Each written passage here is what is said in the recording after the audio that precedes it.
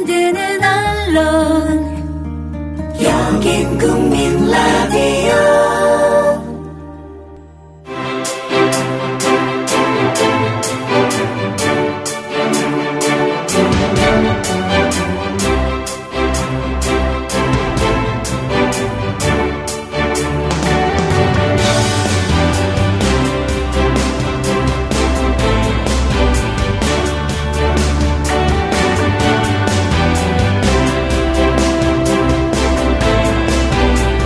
물뚝심송의 Not Today.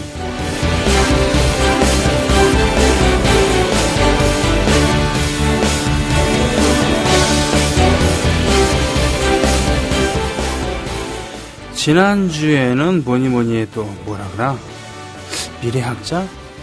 아니면 헐리우드 영화광? 특히 1년의 시리즈, 그렇죠, 백투더퓨처, 이 영화를 좋아하는 사람들에게는 지난 일주일 동안 시끌시끌벅적했었던 마이클 제이 폭스와 박사역으로 나왔던 그 누굽니까? 그분이 30주년이 돼서 쇼 무대에 나와서 드로리안이 설계했을 것 같은 그런 양날개 있는 그런 자동차, 거기서 등장하는 화려한 쇼를 보이기도 했었고요. 그때 그 복장으로 30년이 지났는데 사람은 늙었지만 복장은 그대로, 연기도 그때의 모습을 그대로 재현하는 거였었죠. 그 중에 실현된 것도 있고 안 실현된 것도 있었고, 백투더퓨처에서요. 아무튼 오늘 얘기는 아닙니다. Not Today 물뚝심송에 자 모셨습니다. 물뚝심송님. 예, 안녕하십니까. 네. 예, 변함없이 일주일 만에도 나왔습니다. 예. 뭐 백투더퓨처 보셨죠? 아, 당연히 좋아하죠. 네. 예, 예. 그 마티 역을 맡았던 마이클 제이 폭스가 네. 병이 좀 있으세요. 아, 그래, 맞아요. 예. 그래가지고 동작이 약간 부자연스러웠는데, 네. 그 쇼 참 멋지게 잘했죠. 그러게 말입니다. 스마트폰 보고 놀라는 장면, 뭐 이런 거. 예. 그러니까, 그래요. 저도 그래서 뭐 아프다는 얘기는 들었었는데, 예. 근데 그렇게 나타난 모습 보니까, 괜히. 그런 게 참 좋더라고요. 예. 그러니까 그 잊어버리지 않고, 네. 과거에 어떤 한가닥했던 사람들 다시 한번 모습을 보여주고 한다는 네. 게, 우리 사회는 좀 너무 사람들을 빨리 버리는 거 아닌가, 버리고 잊어버리는 거 아닌가. 맞습니다. 미국 문화, 네. 대중 문화의 그런 예의라고나 할까요? 그렇죠. 싸가지라고나 할까요? 그럴 때 좀 드러나요. 그래서 좋은 의미에. 예. 그래서 역사가 짧은 나라에서 그런지 모르지만 그거와는 또 상관없는 것 같기도 하고, 아무튼 사람을 기억해주고 기려주고라는 그런.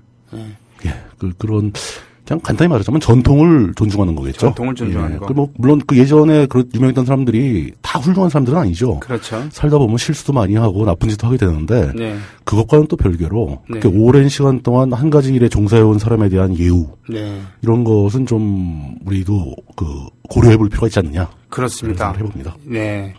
그런 의미에서 세계 최초의 소설이라고 하는 그 겐지 모노가타리, 이건 일본의 헤이안 그렇죠. 시대, 예. 지금부터 한 거의 1000년 전에 나온 세계 최초의 소설이라고 합니다만, 그것도 상당히 장대한 스토리라고 합니다만, 만화로 따지면 심화과장 같은 경우, 그렇죠. 예, 과장으로부터 시작하고 지금 회장님이 되셨는데, 그 인기가 좋으니까 옛날 신이 싸운 시절부터 주임까지, 대리까지. 심화과장은 내용이 실시간이에요, 실시간. 네, 맞아요. 늙어가는 데에 따라서 승진하고. 네. 근데 일단 그 전체에 흐르는 기조는 별로 공감되지 않는 부분이 꽤 있는데. 맞습니다. 어떤 끈질김. 그렇죠. 계속한다. 이런 건 참 대단하다 싶은 생각이 듭니다. 30년 이렇게 됐습니다만.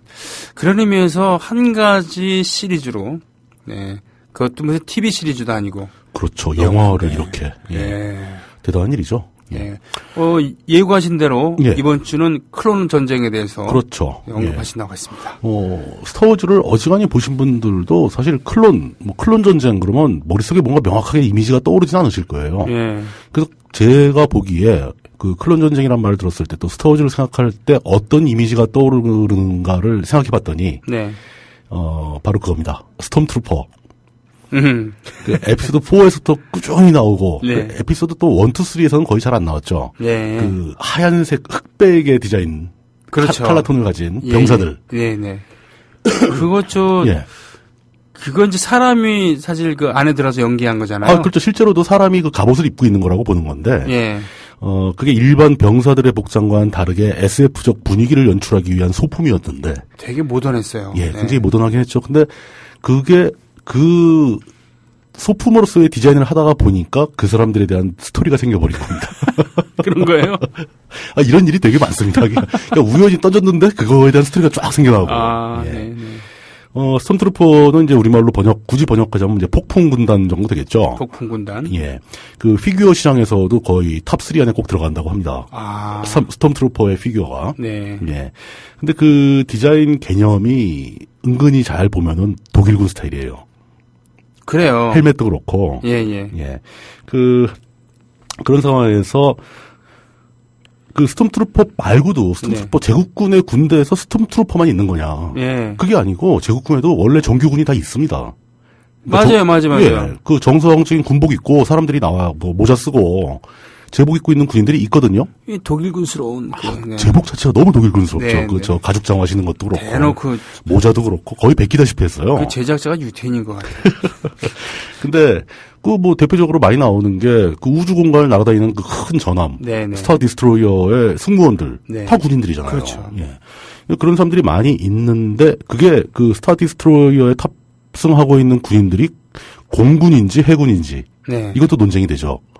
육군은 아닌 것 같아요. 육군은 일단 아니죠. 일단 하늘을 날아다니니까. 근데 이제 전통적으로 서양에서는 이제 우주선도 배로 표현을 하죠. 그렇습니다. 우리말도 우주선 아닙니까? 선. 왜냐하면 졸업을 하고서 고등학교 졸업을 하고 동창 모임에서 처음으로 만난 그 비행사랑 해양대학 갔던 애랑 둘이서 죽이 맞아갖고 처음 만난 사이인데 이 비행사 지금 대한항공에 있습니다만 걔네 집에 가갖고는 밤새워서 술을 먹었어요. 왜냐하면 해양대학 졸업한 애랑 그 비행기 모르는 애랑 쓰는 용어가 똑같거든요. 그렇죠. 거의 비슷하죠. 그렇습니다. 그러니까 비행 용어가 이 항해 시절에 그 용어랑 그렇죠. 따와서 했으니까. 그대로 다 배 용어들을 따와서 공군에 적용이 된 거죠. 네. 근데 물론 그런 이제 해군이나 공군 둘 중에 하나인 그런 병사 말고도 또 제국군에도 그 보병들도 있습니다. 네. 그렇다면은 이 스톰트루퍼는 도대체 어떤 존재냐? 일종의 해병대 같은 거죠. 그러니까 특수부대입니다. 특수부대. 예, 특수부대고 항상 무슨 중요한 전투에선 선봉에 서기도 하고 그 다음에 그 황제 직속이에요. 황제 직할이에요. 그리고 오로지 그 스톰트루퍼들은 황제와 다스베이더의 명령만 따릅니다. 이거는 저긴데 이것도 독일식인데. 그렇죠, 독일식이죠. 바로 그 독일에 있던 유명한 친위대. 예, 친위대 SS라고 부르는 그 슈츠스타펠이라는 그 부대가 있었죠. 히틀러의 친위대죠. 그 SS의 개념에서 그대로 거의 따온 것 같습니다. 그 중에서도 스톰트루퍼 중에서도 그 501 군단이 있는데 그 501 군단이 바로 그 다스베이더 직할 때예요. 그래요? 예, 그 다스베이더 직할 때의 501 군단의 그 이름을 따와서 실제 현실 세계에서 똑같이 스톰트루퍼 코스튬 플레이를 하면서 똑같은 옷을 입고 모이는 팬클럽도 있습니다. 그래요? 501 군단이에요? 굉장히 파워풀한 팬클럽이라고 전해 들었습니다. 이게 전 세계적인 조직인가요? 네, 그렇죠. 그 이제 특정한 날이 되면은 다 그 작자 그 옷을 챙겨 입고 와가지고 막 사열도 하고. 이 제복에 대해서는 그렇게 즐기기도 합니다. 제복에 대해서 한번 우리가 한번 따로 시간을 할애해서 길게 얘기할 필요도 있을 것 같아요. 제복의 전통도 굉장히 크죠. 그러니까 그게 단순히 어떤 실용적인 전투에 필요한 보호 역할을 해주는 그런 장비가 아니라 어떤 정신적인 의미도 꽤 크다는 거죠. 그렇습니다. 제복을 입는 순간 사람의 마음이 틀려지거든요. 제가 깜짝깜짝 놀라는 것 중에 하나가 나에게도 제복에 대한 욕망이 있구나라는 것을 발견할 때였어요. 제복에 대한 욕망하면 또 얘기가 이상한 쪽으로 흐를 수도 있는데 여기서 멈추기로 하겠습니다. 일단 여기서 멈추겠습니다. 네. 실제로 이제 클론 전쟁의 배경에서 스톰트루퍼는 큰 활약을 하지 않습니다. 은하연방공화국 시절에는 그 군인들 병력이 그렇게 크게 많이 필요하지 않았다는 겁니다. 원래 설정이. 왜냐 모든 그 행성들이 평화롭게 서로 간에 그 대표자를 파견한 연방 의회가 있었고 그 의회에서 평화적으로 의견이 이제 교환되는 거지 전쟁을 할 일이 거의 없었고 그 뭐 침략 전쟁 같은 게 일어나면 공화국 전체의 적이 돼 버리니까 군대를 양성할 의미가 없었던 거죠. 그래서 이제 그 아미달라 여왕이 살던 별에도 군대가 없었던 거예요. 그런데 이 클론 전쟁을 기점으로 지금부터 설명드릴 클론 전쟁이라는 사건을 시점으로 공화국에 소속된 각 집단의 군사력의 수요가 급속하게 올라가게 됩니다. 네. 즉 이제 혼란이 발생하기 시작했다는 거죠. 예. 그 무력 충돌이 잦아지고 사실 이제 클론 전쟁은 이 클래식 트릴로지라는 건 먼저 공개된 에피소드 4, 5, 6을 의미합니다. 아, 예. 예. 클래식 트릴로지에서는 클론 전쟁은 딱 한 번 언급됩니다. 예. 그것도 4편 초반에 언급되는데 최초의 4편. 그 초반에 어린 시절에 루크가 오비언 케노비를 만나가지고 네. 오비언 케노비랑 얘기를 하다가 오비언 케노비가 그 라이트 세이버 그 광검을 꺼내서 보여줍니다. 네. 그걸 보고 얘가 화들짝 놀래가지고 그 클론 전쟁 때 뭐 참여하고 그러셨습니까? 뭐 이런 식으로 물어봅니다. 네. 그거밖에 없어요. 그 아무 클론 전쟁에 대한 이 단서가 없는 겁니다. 네. 근데 이제 클론 전쟁이란 말 때문에 그러면 오비언 케노비가 젊었던 시절에 전쟁이 있었나 보다. 네. 근데 그 전쟁의 이름이 클론인 걸 보니까 네. 갑자기 여기서 이제 은하계에는 복제인간 기술이 있어야 되겠구나. 그러니까 원래 설정은 없었을 수도 있다는 얘기입니까? 없었다라고 확정 지을 수 없지만 네. 그 루카스 감독의 스타일로 봐서는 네. 그냥 그렇게 대충 던진 대사였는데 좀 멋있어 보이려고 던진 대사였는데 네. 그것 때문에 나중에 이제 과거의 역사가 막 생겨난 거죠. 아이고 참. 예. 그리고 당시 이제 에피소드 4의 시간대 설정은 공화국은 망했고 네. 제국군이 은하계를 지배하고 있었고 당시에는 전쟁이라고 부르기 힘든 그러니까 그 반란군 연합 그 레벨 얼라이언스라고 그러는데 네. 반란 연합이 제국을 상대로 힘겹게 부분에서 저항을 하고 있는 시점이었거든요. 네. 그러니까 이들에게는 클론 전쟁은 과거의 전설이었던 거죠. 그렇게 했군요. 예, 제국이 서는 초창기에는 그런 큰 전쟁이 있었다고 하더라. 네. 라는 얘기만 들은 거죠. 네. 그렇게 해서 4, 5, 6에서는 클론 전쟁을 거의 아예 다루지 않고 넘어갔는데. 이게 이제 프리퀄 트릴로지 1, 2, 3편이 나와야 되니까. 네. 이제 클론 전쟁 얘기를 안 할 수가 없게 된 거죠. 그래서 4, 5, 6 때 이렇게 질렀던 대사를 주워 담아야 되니까. 수습해야 되니까. 예. 그렇게 해서 이제 만들어진 스토리가 바로 에피소드 1, 2, 3가 되고 거기에 메인 테마가 클론 전쟁이 돼버린 겁니다. 그렇군요. 앞선 시간에 이제 길게 설명드린 대로 그 클론 전쟁 전체가 그 팔퍼틴의 음모였습니다. 네. 그 팔퍼틴이라면 이제 나스 시디어스 그 황제죠, 황제. 예. 이미 포섭되었죠. 두쿠백작은 팔퍼틴에게 포섭되어서 자신의 그 평소 지론, 그 이상주의적 지론에 따라서 이 공화국 체제에는 더 이상 의미가 없다. 좀 더 효율적인 체제로 바뀌어야 한다. 그러면서 공화국을 붕괴시키기 위해 분리주의 연합을 창설을 하고 상당히 많은 행성들을 분리주의 쪽으로 그쪽 진영으로 끌어들입니다. 자신이 거기 이제 리더가 되고. 그러면서 공화국을 상대로 전쟁을 벌이기 위해서 군대를 준비해야 되는데 이때까지만 해도 각 행성에 군인을 많이 움직이는 게 그렇게 쉽지는 않았었나 봐요. 그래서 두쿠백작은 어떤 계획을 세우냐면 그 무역 연합, 분리주의 연합에 포함된 무역 상인들 연합이죠. 그 상인들 연합의 돈을 바탕으로 그 드로이드 군단을 만듭니다. 드로이드는 로봇이죠. 완전히 로봇이죠. 1, 2, 3편에 꾸준히 나오는 좀 멍청하게 생긴 로봇들이요. 진짜 멍청한 애들. 싸우지도 못하고 맨날 당하기만 하고. 하지만 무력은 무력이에요. 머릿수가 있으니까. 그런 것도 몇십만 개, 몇백만 개 몰려오면 당황스럽죠. 그럼요. 그 드로이드를 생산을 하게 되는데, 이 드로이드들은 그 원격 조정이 되는 존재들이에요. 자체 판단력이 별로 없고. 그래서 이제 중앙 집중 통제가 가능하기 때문에 중앙 집중 통제 시설만 망가뜨리면 졸지에 멈춰버리는. 이게 이제 1편의 전쟁에서 아미달라 여왕이 벌인 전쟁에서 그런 현상이 벌어졌었죠. 그렇군요. 이게 그러니까 좀 진보된 그런 체계가 아니고 좋은 군대는 아니었던 좋은 거죠. 군대. 군대를 급조하다 보니까 급하게 만들다 보니까. 이 드로이드를 대량으로 생산하기 위한 공장이 있던 곳이 바로 그 지오노시스라는 행성인데 그 지오노시스 행성의 주인공은 그 1편에 혹시 기억하실지 모르겠네요. 이렇게 파리같이 날아다니는 애들이 있습니다. 걔들 고향이에요, 거기가. 파리, 꽤 지저분하죠. 근데 거기에서 그 군수공장이 있다는 첩보를 접하고 아나킨이 거기를 습격을 하죠. 쳐들어가서 거기 파드메, 그러니까 그 여왕이죠. 사실 아미달라 여왕이었던 그 파드메하고 같이 들어가서 막 싸우다가 막 공장에서 고생을 하고 그 C3PO가 머리가 잘려서 다른 드로이드에 가서 달라붙고 막 이런 씬이 나옵니다. 그렇게 한참 소동을 벌이는 게 바로 그 드로이드 생산 공장이었어요. 그렇게 생산된 드로이드를 이용해서 분리주의 연합은 이제 공화국을 상대로 대규모 반란 전쟁을 벌이는 거죠. 공화국을 붕괴시키겠다라는 게 목적이었습니다. 그러니까 이게 이 정도면 이제 슬슬 반란의 단계를 넘어서서 그 은하계가 분리주의와 공화국으로 양분되어서 그 양쪽 진영 간의 대규모 전쟁이 벌어진 상황이 되는 거죠. 네. 이게 클론 전쟁의 시작입니다. 예. 근데 이제 공화국 입장에서는 분리주의 쪽에서 그렇게 대량의 드로이드를 양산을 해서 쳐들어와 버리면 그걸 막을 병력이 없잖아요. 그러게요. 사실 공화국에는 병력이라고 할 수 있는 건 제다이들밖에 없는데, 그 제다이들과 극소수의 인간 병력이 있었는데, 그 와중에 오비원 케노비가 굉장히 특이한 걸 발견하게 됩니다. 그게 이제 그 영화에 나오는 내용인데, 네. 어떤 그 암살 시도 사건이 있어서 그 암살자를 추격하는 과정에서 체포를 하고 뭐 그가 쓴 무기를 추적하다 보니까, 네. 그 제다이 사원에 있는 전체 은하계의 지도를 담고 있는 데이터베이스에 네. 특정 부분만 지워져 있는 걸 발견하게 됩니다. 그래요? 예.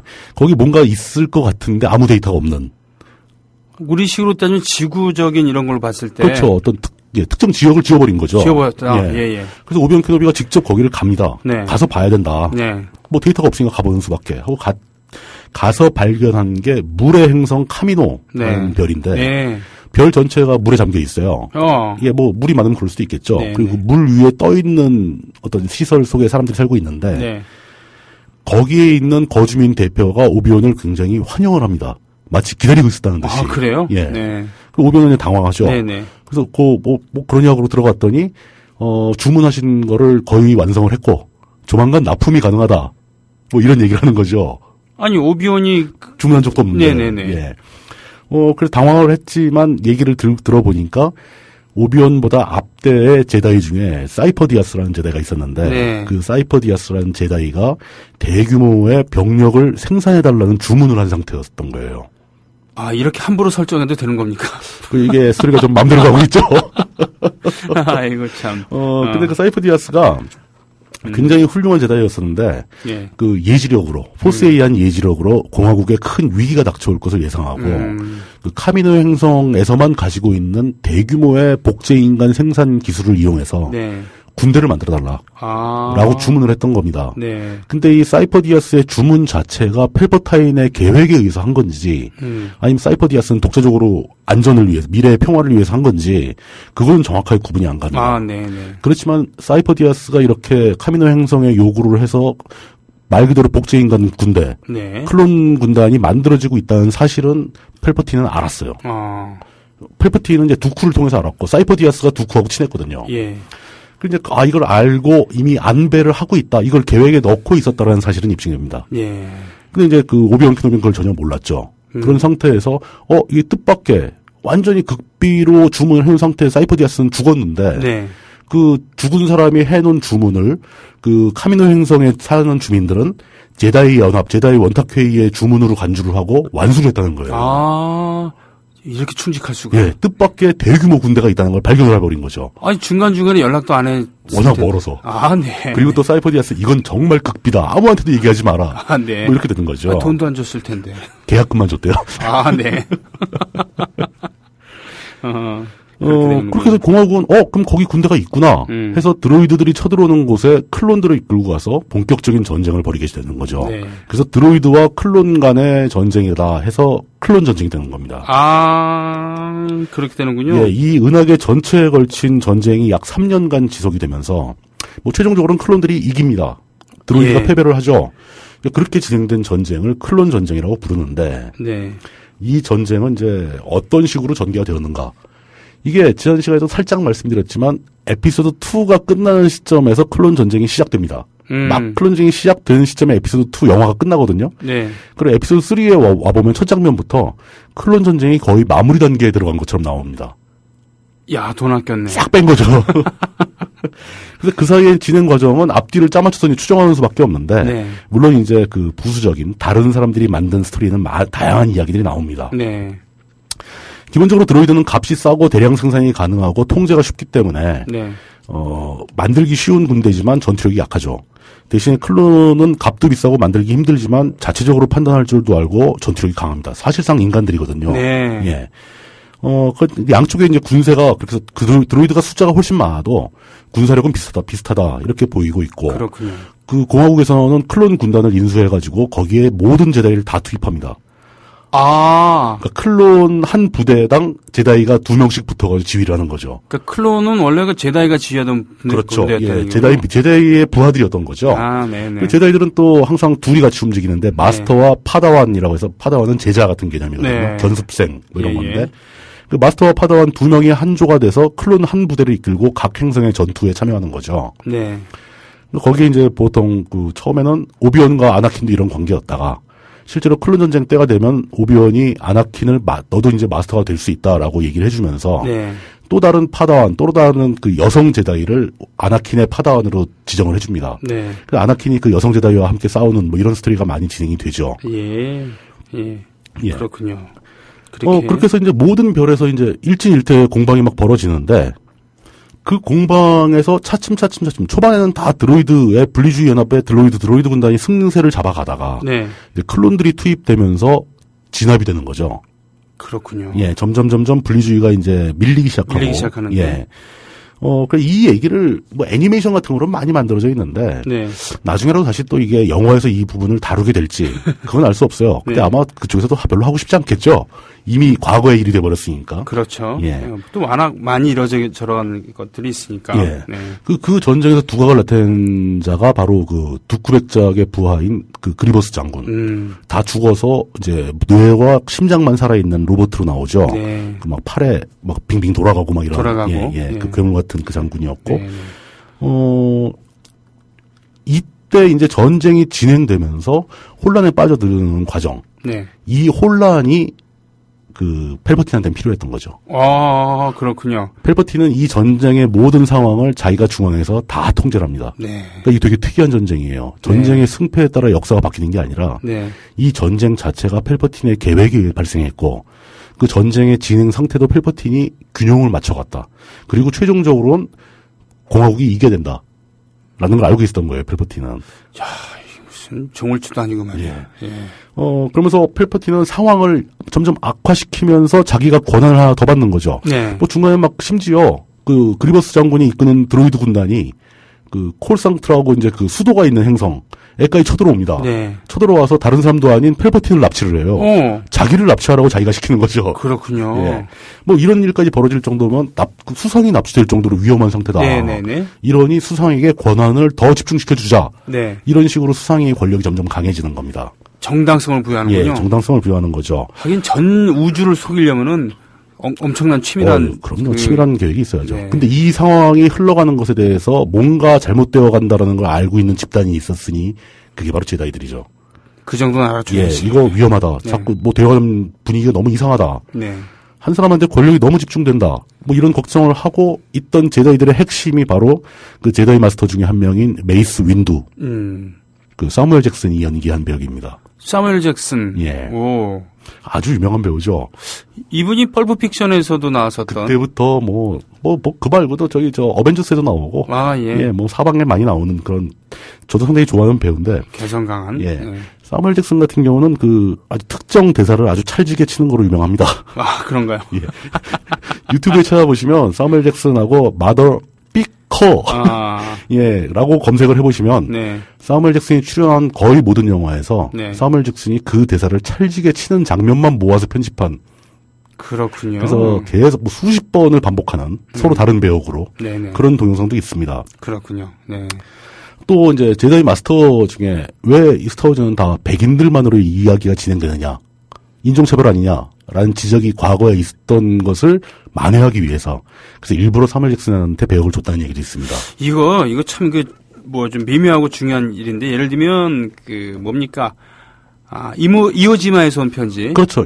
같은 영화 보면은 스파이크 리 감독이 클린트 이스트우드한테 문제 제기했어요. 아니 분명히 이오지마에 흑인 해병대원들이 있었는데 훨씬 많았죠. 오히려 더 많았죠 숫자가. 근데 왜 안 했냐? 왜 백인만 나오냐? 더 많았나요? 더 많았습니다. 그래요? 그럼 모르겠는데 하여튼 왜 그랬더니 일축하면서 웃기지 마라.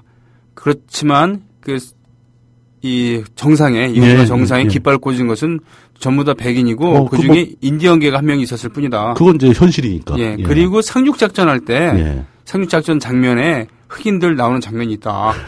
이렇게 얘기를 했는데 아무튼 뭐 이런 인종 문제에 대해서는 좀 복잡하죠? 예, 미묘하니까. 좀 미묘하고 위험하기도 하고. 예, 위험하기도 어쨌든 하고. 그 사무엘 잭슨은 굉장히 즐겁게 그 배역을 맡았다고 하고요. 네.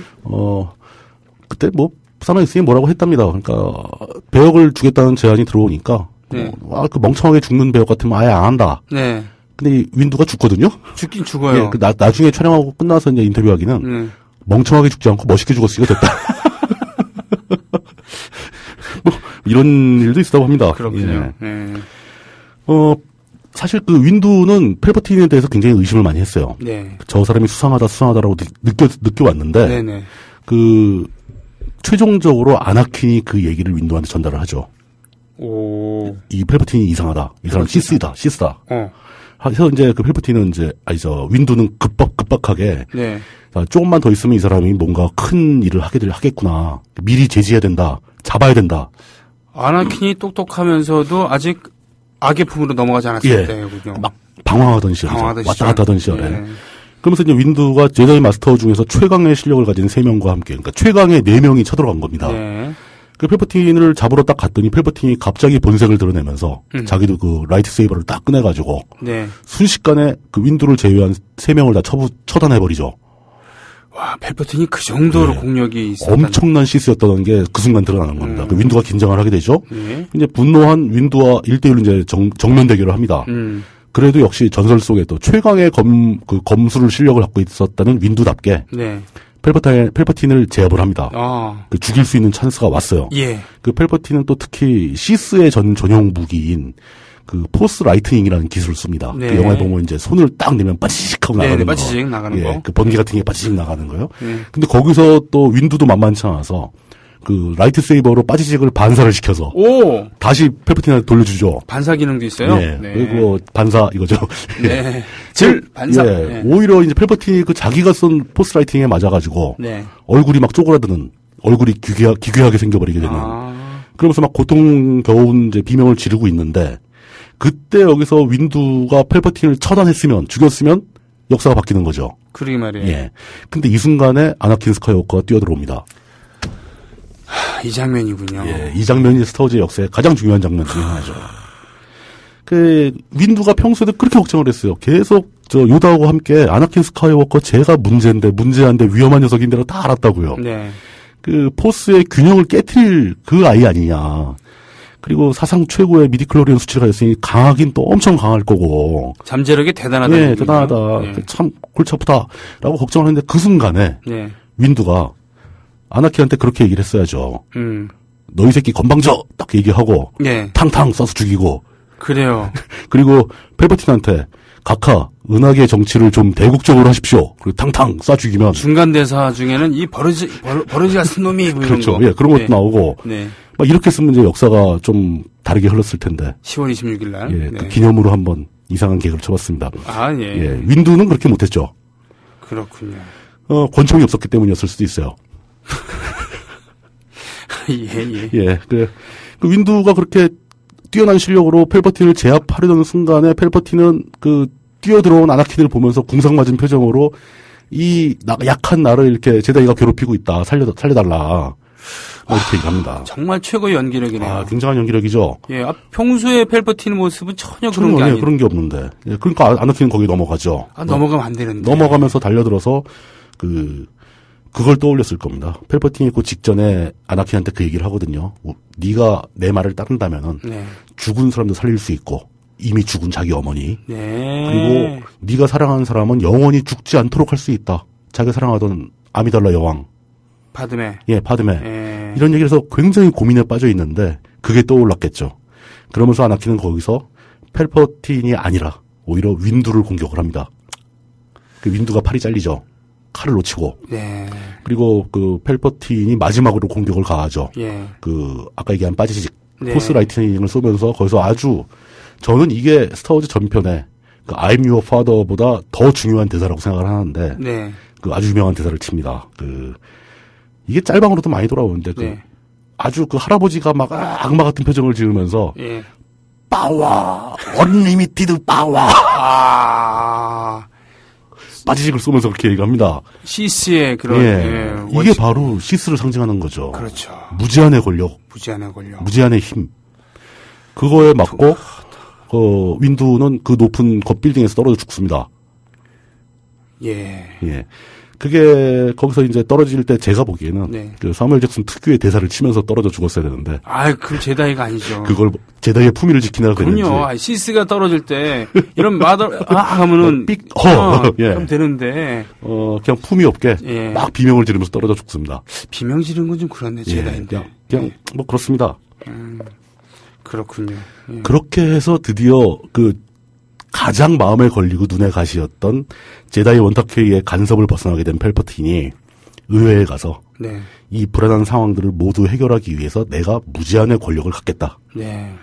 그리고 사상 최강의 은하 제국이 성립되었다라는 것을 선포하게 되는 겁니다. 이게 참 프랑스 혁명의 그런 유산으로 프랑스 혁명의 여파로 생긴 그런 공화국. 그러나 주위의 제국들 때문에 불안했었던 그 공화국. 그렇죠. 그것을 구원해낸 나폴레옹. 이분을 황제로 떠받들어야 된다라고. 그러니까. 자기가 만드는, 나폴레옹 자신이 만든 그 각본대로 적어도 황제가 되는 건 자기가 만든 각본이잖아요. 하지만 그거는 지극히 민주적인 방법으로, 동의를 얻은 거예요, 분명히. 그렇죠. 사실 이게 스타워즈의 역사 진행도 그 나폴레옹에서 모티브를 따왔다라고 주장하는 사람도 있습니다. 그렇군요. 그런 측면이 많이 있거든요. 네. 어쨌든 간에 이거는 이제 냉정하게 분석해보자면 전쟁의 혼란기를 틈탄 일종의 친위 쿠데타죠. 네. 공화국 체제를 무력화시킨 거니까요. 그렇군요. 근데 그걸 막을 수 있는 힘은 그 여력은 이미 공화국에는 없습니다. 그 힘에 겨운 전쟁을 수행하느라. 아무도 그걸 말릴 수가 없었죠. 유일하게 제다이들이 맡고 있었던 건데 제다이들이 당했죠. 예. 또 남은 마스터 윈두 말고도 제다이가 상당히 많이 있었는데 그러게요. 그 남아있는 제다이들은 아나킨에 의해서 팔퍼틴이 황제로 등극하면서 너는 남아있는 제다이들을 다 죽여라. 아나킨이 가서 싹 제다이 사원에 있는 제다이들을 다 죽여버립니다. 아나킨이 그렇게까지 갑자기 악해질 수 있는 거예요? 그 순간에 윈두를 죽이는 순간에 아나킨은 완전히 마음이 돌아선 거죠. 나는 이제 제다이가 아니다. 나는 시스다라고 결정을 해버린 거죠. 그때 이제 제일 끔찍했던 게 아나킨이 그 제다이 사원에서 이제 장래의 제다이를 키워질 아이들, 3살, 4살 먹은 아이들, 아이들이 불안해하고 떨고 있는데 아나킨이 나타나니까 그 아이들이 마스터라고 부르면서 우리는 어떻게 해야 되느냐라고 물어보는 장면이 있습니다. 그리고 그 다음 장면에 아나킨이 그들을 다 죽이는 거죠. 아이들까지. 와, 이거는 스타워즈를 통틀어서 가장 끔찍한 장면이었죠. 거기에다가 이제 또 재밌는 개념이 오더 66, 오더 66이라는 개념이 나오는데 클론 부대를 생산하는 과정에서 팔퍼틴이 미리 주입해 놓은 일종의 코드입니다. 오더 66이라는 게 지령이 떨어지게 되면은 그러니까 지령 66호 이런 식으로 얘기할 수 있는 코드명 오더 66가 딱 떨어지게 되면은 모든 클론 군대들은 자기 주변에 있는 제다이를 죽이도록 프로그래밍 되어 있는 겁니다. 잠깐. 클론의 사령관들이죠, 다. 예. 그러니까 지금 각 행성에 흩어져 있는 그 싸움 잘하는 유능한 제다이들은 다 각 행성에 흩어져 싸우고 있는데 전 행성의 클론들한테 오더 66라는 코드를 딱 내리게 되면은 그 자신의 부하들한테 죽임을 당하도록 설계가 돼 있던 거예요. 이런 설정.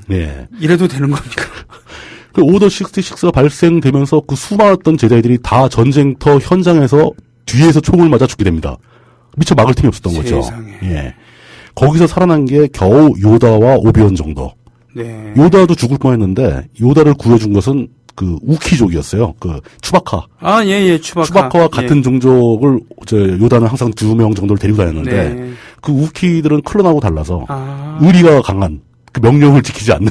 그렇죠. 코드가 없을 테니까. 그 코드가 와봤자 무시하는. 나는 요다를 보호해야 되는데 그 다른 병력들이 덤비면 자기는 요다를 막아준다. 그래서 요다는 살아남게 되는 거죠. 그렇군요. 그리고 이 대목에서 이제 두 가지 사건이 진행이 됩니다. 이게 에피소드 3의 마지막 거의 뒷부분 스토리인데 요다는 이미 늦었구나. 대세가 돌이킬 수 없게 기울어져 가는구나. 라고 판단하고 단신으로 침투해서 팔퍼틴을 죽이기 위해서 노력을 합니다. 그게 이제 유명한 그 공화국 의회 현장에서 그 요다와 팔퍼틴의 전투 1대1 대결 장면이죠. 결국 무승부로 끝납니다. 요다는 자기 몸만 빼서 겨우 탈출을 하고 그 다음에 오비온은 이 대목에서 어쩔 수 없이 아나킨을 죽이러 갑니다. 자신의 제자이며 가장 사랑하던 친구이기도 하고 그리고 거기 이제 파드메 아미달라 여왕과 같이 가서 아나킨과 그 용암지대에서 결투를 하죠. 네. 거의 굉장히 긴 시간, 장시간의 씬을 만들어냈고, 최종적으로 이제 아나킨을 이제 팔도 없고, 다리도 없고, 심지어 머리카락까지 홀랑 다 태워버린, 처참한 상태로 만드는 바람에, 아나킨 스카이워커는 그 꽃미남 청년에서, 반인 반 신이 아니고, 반인 반 로봇인 다스베이더로 재탄생하게 되는. 어쩔 수 없이 기계몸을 비리고 마스크도 써야 하는. 그렇죠. 마스크를 벗으면 호흡이 안 돼서 살 수가 없는. 그래서 씩씩거리면서. 그렇죠. 예, 살아야 되는. 제다이들은 그렇게 마무리가 되고, 오비언은 아주 깊은 사막 행성과 산 속에 숨어서 혼자 살게 되고, 네. 요다는 어디 정글 속에 가서 숨어가지고 돌을 닦게 되고, 네. 이렇게 제다이들이 마무리가 되고, 황제, 펠퍼틴의 선언에 의해서 공화국은 사라지게 되고, 은하 제국이 탄생하게 되는 거죠. 공화국의 종말이며, 예. 제국이 탄생하는. 여기까지가 펠퍼틴이 세웠던 모든 원대한 음모, 그 계획이 여기서 완성이 된다라는 겁니다. 지난주부터 2회 걸쳐갖고, 어떻게 보면 펠퍼틴이 어떻게 설계를 했는가. 그렇죠. 예. 자신의, 그러세요. 그걸 그냥 쉽게 자신의 정치적 욕망을 설계하기 위한, 성취시키기 위한 그런 것일까? 아니면 그 정치적 욕망을 넘어서는 자신의 우주관. 그렇죠. 네. 저는 그 대답이 펠퍼틴의 머릿속에는 딱 그 한 구절이 들어있던 겁니다. 언리미티드 파워라는 게 들어있던 겁니다. 언리미티드 파워. 예. 무제한의 권력을 추종하는 사람인 거죠. 그건 자기만이 할 수 있다. 그렇죠. 예. 그렇게 이제 전쟁이 이제 마무리되는 단계로 들어가게 됩니다. 그렇군요. 이 대목에서 스타워즈 OST 전체를 통틀어서 제가 제일 좋아하는 곡. 네. 바이너리 선셋이라는 건데 두 개의 태양이 지는 석양이라는 뜻이죠. 더 홀로그램 슬래시 바이너리 선셋. 스타워즈 에피소드 4에 나와 있는 그렇죠. 음악이죠. 이 중간쯤 한 2, 3분 지났을 때 나오는 부분이 루크가 자기 고향 행성에서 사막으로 해가 지는 장면을 바라보며 서 있는 장면이거든요. 그렇군요. 스타워즈답지 않게 가장 서정적인 멜로디라고 할 수 있죠. 스타워즈 에피소드 4 이거는 새로운 희망이란 제목을 갖고 있습니다. 그렇죠. 예, 그 중에 더 홀로그램 바이너리 선셋 듣고 오겠습니다.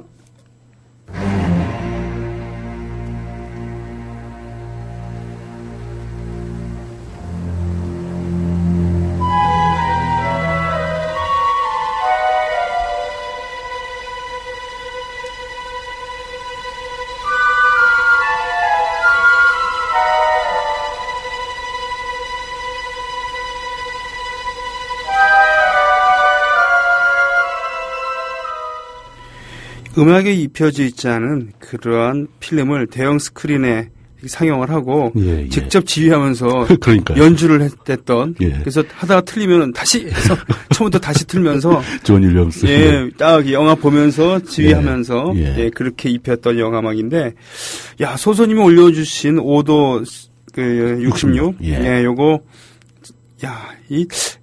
요거 이 클론. 클론 리더 중에 한 명인데. 리더인데 이건 전쟁터에서 홀로그램을 딱 받고. 돌변해서 자신을 지휘하던 제다이를 죽이게 되는 거죠. 그 장면인데. 바로 그 장면입니다. 근데 지금 이 소품 말이에요. 이걸 구할 수 있다 그러면은 정말 전 재산을 내겠다는 사람도 있을 것 같아요. 그럼요. 아주 리얼하네요. 그렇죠? 리얼하게 잘 만들었죠. 아주. 잘 만들었습니다. 4편과는 달라요. 근데 4편 중에서 새로운 희망 중에서 중간에 더 홀로그램 바이너리 선셋 들었습니다. 전쟁은 이제 마무리 단계로 들어간 거죠. 전통적인 강자들은 다 죽어갑니다. 그러니까 전설의 제다이 두쿠백작은 아나킨한테 죽어요.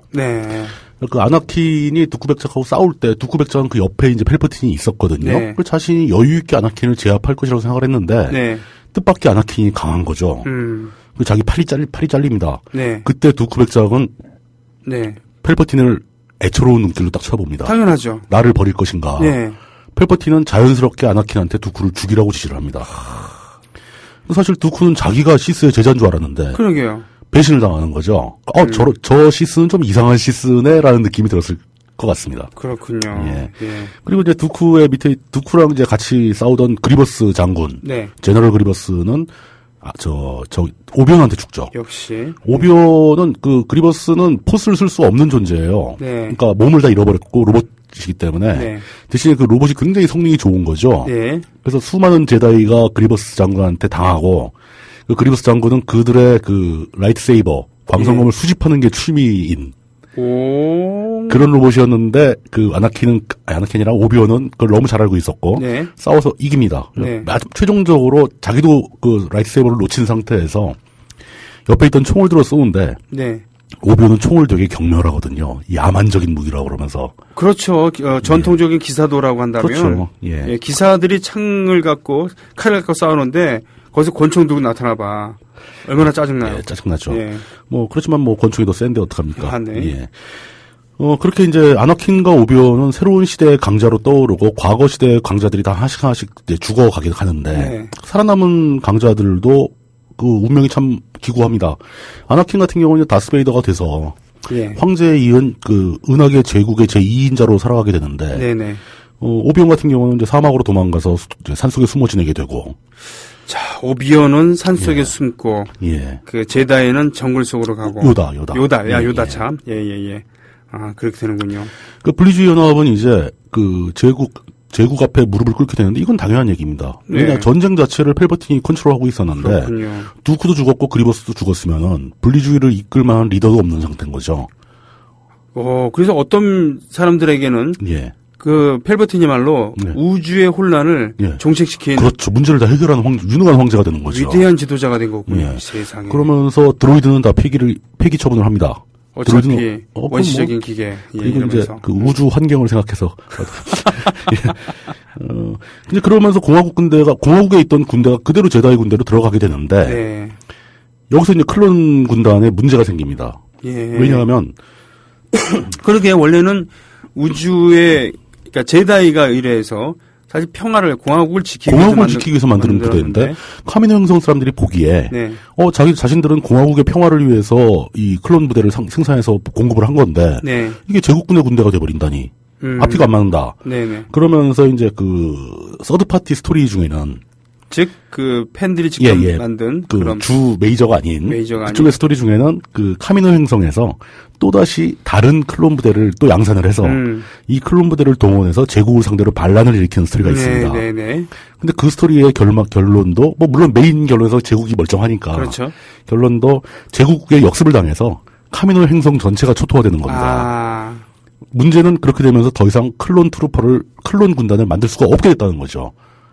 그렇기 때문에 클론도 지금 남아있는 클론 말고는 대가 끊어진 거죠. 대가 끊어졌다는 거군요. 거기다 클론들의 수명이 다하고 또 복제를 더 하려고 해도 이 클론들은 원래 그 장고펫이라는 한 사람의 유전자로 복제가 된 클론들이거든요. 사냥꾼. 예. 현상금 사냥꾼이죠. 근데 그 장고펫의 유전자가 복사를 하도 많이 해가지고 이제 잡음이 너무 많이 생겨서 품질이 떨어지기 시작했다. 클론들이. 뭐 그런 얘기 나오고요. 그래서 제국은 스톰트루퍼를 유지하기 위해서 과거 클론들을 그대로 쓰는 게 아니라 그 은하계 각 지역에서 지원병을 뽑습니다. 네. 그러니까 실제 사람이 스톰트루퍼가 되는 거죠. 그리고 그들을 소규모로 복제를 하긴 합니다. 네. 하지만 카미노 같은 기술은 없었기 때문에 대규모 복제를 할 수 없었다. 그래서 스톰트루퍼는 클론 트루퍼의 후예는 확실한데 그 갑옷도 비슷하잖아요. 네. 근데 사실은 클론들이 그대로 온 거 아니고 굉장히 다수의 실제 사람들이 들어갔다. 스톰에는. 그렇군요. 좀 더 리얼해졌네요. 그러면. 그렇죠. 네. 예. 그러면서 이제 그렇게 은하제국이 탄생되어 가는 과정이 이제 스타워즈의 메인 스토리가 되는 거고요. 그렇군요. 이 전쟁의 후유증을 생각해 보면은 전쟁이 언제나 좋은 결과를 가져오진 않지 않습니까? 대부분 전쟁은 나쁜 결과를 가져오죠. 적어도 민주주의 공화국이라 그렇죠. 민주주의 뭐 시민 뭐 이런 거 다수 민중들에게는 안 좋은 상황이 안 좋은 결과가 주로 오죠. 네. 은하계 연방공화국 소속의 상당수의 행성들이 제국의 성립을 반대했지만 네. 다스베이더가 이끄는 그 스톰트루퍼와 뭐 그 스타 디스트로이어 같은 막강한 부대들 그런 그 무력에 굴복을 해서 또 그 궁극의 병기가 또 있었죠. 제국에는 그 데스스타라고 아예 행성 자체를 병기로 만들어버리는. 그래요. 예. 스타워즈 시리즈 중에 제일 먼저 나왔었던. 예, 그렇죠. 그런 그 전투력이 두려워서 입을 다물게 되고 굴복하게 되는 거죠. 그리고 아주 도저히 굴복 못하겠다라고 하는 그 레벨 얼라이언스 반란군들이 군데군데 숨어가지고 이제 저항을 하게 되는 건데, 이것도 이제 그 70년대, 80년대 스타워즈 처음 우리나라에 들어왔을 때, 네. 그 레벨 얼라이언스 뭐 이런 레벨 뭐 이런 거를 번역을 못하게 했어요. 당시 사회 분위기에서 반란군이라는 명칭이 그 극장에서 사용되는 게 옳지 않다. 그렇죠. 그럼 유신도 때려 엎을 수가 있구나. 반란, 뭐 이런 거, 예. 그래서 저항군으로 번역을 많이 했다고 그랬군요. 합니다. 예. 그 소수의 이제 반란군들이 이별저별 떠들면서 저항을 하는 과정이 이제 에피소드 그 클래식 트릴로지. 네. 4, 5, 6이 되는 거죠. 예. 근데 이제 재밌는 것은 여기 그 핵심이 또 있습니다. 그 제국의 문제점이, 내부의 문제점인 거죠. 네. 제국 군대는 사실 원래 공화국 군대였습니다. 예. 어느 날 갑자기 펠퍼틴의 선언에 의해서 자기도 모르게 그냥 제국군이 돼버린 거잖아요. 예. 그럼 제국의 군대라고 해서 생각이 없었겠냐는 거죠. 네. 이 사람들은 군대를 떠나거나, 난 더 이상 이 군대에 복무할 수가 없다라고 군대를 떠나거나 남아있어도 불만을 가질 수가 있다는 겁니다. 그렇겠죠. 예. 아, 그래요. 예, 여기서 사람 냄새가 좀 나네. 예, 이 부분에 대한 복선이 4, 5, 6에 몇 장면이 나오는데, 네네. 다스베이더의 지휘에 반기를 드는 장군들이 있는 거예요. 아, 그래요. 예, 그따위 그 구닥다리 마법 같은 걸 믿지 않는다. 네. 그러다 포스한테 다 혼나고 막 이런 사람들. 심지어 죽이기까지 예, 하잖아요. 막 죽여버리기도 하죠. 이런 살짝 나오는데 이 개념을 좀 더 확장시켜 보자면 그 막강한 병력과 공화국의 유산을 다 물려받았으니까 엄청난 물자를 보유한 제국군이 왜 그 몇 명 안 되는 반란군들한테 맨날 당하는가? 이거에 대한 설명도 가능할 수 있다는 거죠. 네네네. 군대 운용과 지휘 능력에 상당한 경험을 가지고 유능했던 지휘관들이 황제와 다스베이더의 지배에 반감을 가지고 있던 겁니다. 네. 그러니까 내심 어떤 암암리에 사보타지를 하는 거죠. 일을 제대로 안 하는 거죠. 그렇군요. 예. 그 다스베이더가 그것 때문에 여기저기 바쁘게 다니면서 막 독촉도 하고 야단도 치고 죽이기도 하고 막 그럽니다. 그래서 그렇게 신경질적이 되는군요. 예. 그러니까 막 죽여버리고 네. 군인들은 다 공포에 떨고 예, 그런 상황이 나오는데 포스를 이용한 무력과 공포로 그들을 제압하지만 공포로 지배되는 조직이 결코 유능할 수 없는 거죠. 그렇습니다. 예. 어떤 뜻에 공감하는 사람들이 모여야 제대로 실력이 나오는 거지. 공포로 지배되는 조직에서는 그 아부 잘하는 간신배들만 승승장구하게 되고 공천권을 안 주겠다. 뭐 그렇죠. 말을 안 들으면 예. 공천권을 안 주겠다라고 그래서 권력을 휘두르는 예, 거죠. 힘으로 억누르는 거죠. 진짜 실력자들은 자꾸 물러날 거고 도태될 것이고 더러워서 못하겠다 그러고 나와버릴 것이고 네. 이 얘기는 절대 그 오늘날의 대한민국 얘기는 아닙니다. 아, 그렇죠. 옛날 얘기. 예. 잠시 연상이 막 드는데 네. 그 연상하지 마시라고 제가 부탁을 드릴게요. 뭐 굳이 그렇게 강조 안 하셔도 이래야 더 연상을 할게요. 그렇군요. 네. 그러다 보니까 그 거대한 전함, 그게 뭐 수십만 척이 있다고 하는데 디스트로이어가 네. 그 전함들을 지휘할 함장도 모자라게 되고 예. 뭐 전투기 타이파이터 파일럿들도 모자라게 되고 품질이 떨어지고 그러다 보니까 그 소수정예인 반란군들을 제압을 못하게 되는 거죠. 그렇게 되는군요. 저는 이 해석을 되게 좋아하는데 저도요. 예. 그로 말미암아 제국의 몰락은 굉장히 빠르게 다가옵니다. 왜 압도적인 무력을 갖고 있음에도 그렇죠. 불구하고 예. 소수의 저항군에게 반란군에게 당하는가? 저는 그 상황을 말하는 핵심 단 한 문장은 빨리 일어선 것은 빨리 망한다. 이건 우리 인류 역사 어디에도 적용이 되는 말이거든요. 멋있습니다. 예. 하루아침에 만들어진 은하제국이 몇 년 가지 못하고 다시 붕괴하는 이야기. 그 스토리는 다음 시간, 아마도 다음 시간이 이 짧았던 스타워즈 시리즈의 마지막 시간이 될 것 같은데. 안타깝네요. 예, 그 제국이 다시 붕괴되면서 그 이후는 어떤 스토리가 진행될 것인가 하는 이야기는 다음 편으로 돌리도록 하겠습니다. 알겠습니다. 이렇게 해서 오늘도 숨가쁘게 달려온 전 우주적인 대서사시, 스타워즈 3편 마치고요. 예. 다음 주를 기다리겠습니다. 고맙습니다. 예, 감사합니다.